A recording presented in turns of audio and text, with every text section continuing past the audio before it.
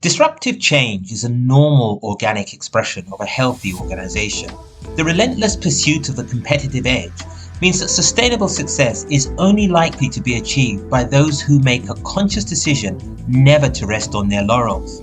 Irrespective, disruptive change should never be approached with casual simplicity or naivety. So what are the 6 ways to achieve disruptive change without the chaos? First, to evangelize, you must democratize. Here's a warning for any organization considering disruptive change by the back door. You cannot expect to privatize the process, socialize the outcomes, and sidestep the consequences. The only way to avoid the chaos that could ensue from disruptive change is to democratize it. This requires employers to spin off aspects of the process to clusters of employees with relevant expertise, ideas, or interests. Remember, employees are your assets. Therefore, actively engage them to leverage their value. Second, make sure that your actions align with your narrative.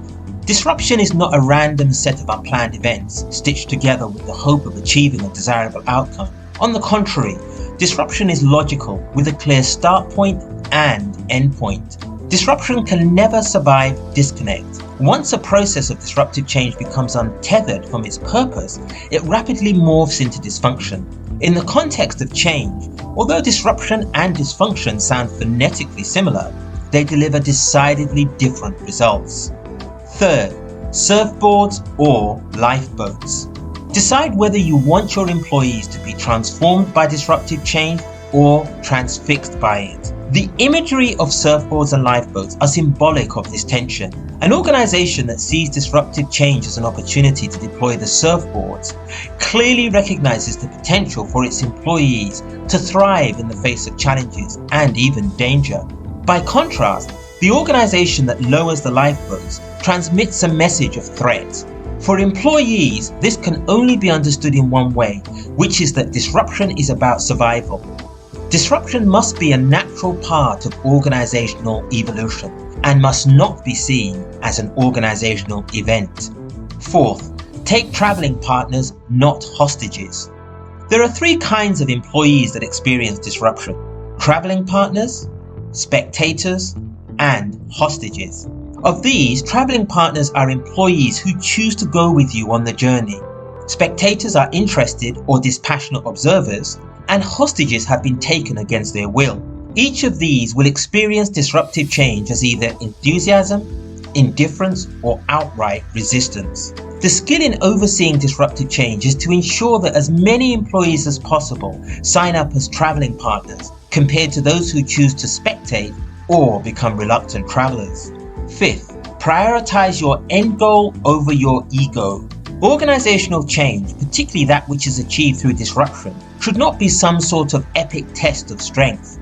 If that is how the process is shaping up in your organization, then the seeds of the chaos to come may already have been sown. To avoid this, if there is dissent, engage it, and if there is disaffection, embrace it. By its very nature, ego is about self. It is intemperate, arrogant, and dismissive. The interest of the end goal should always be paramount, and if that is the case, then the process should be led by a commitment to reasonableness, negotiation, and a desire to explore all possible options. Sixth, painkillers and bandages at the ready.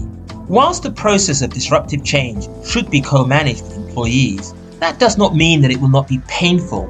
As such, employers should always have empathy and compassion at the ready. Failure to show such basic humanity will only serve to present employers as thoughtless, indifferent, and even inhumane. Such a sentiment may fuel both lingering disaffection amongst employees deemed to be survivors, as well as negative word of mouth about the employer to future recruits. So those are the 6 ways to achieve disruptive change without the chaos. Please subscribe to Believenomics on YouTube. Like and share this video across your social networks. And if you want to connect to Believenomics, you will find all the links in the description for this video.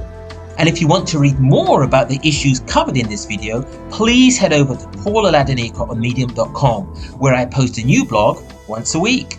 Thanks for watching.